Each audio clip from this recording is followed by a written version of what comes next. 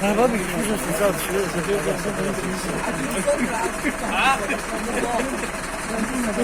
Bugün de aslında dualarım var.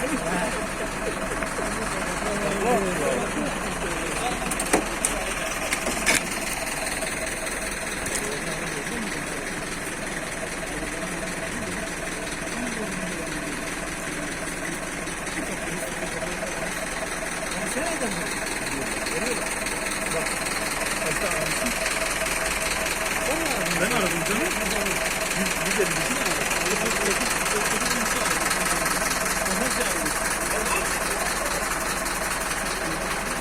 gel. Ne alakası?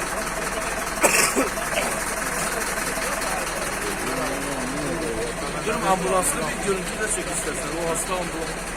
Mahmut abi. Yatır taşlar. He?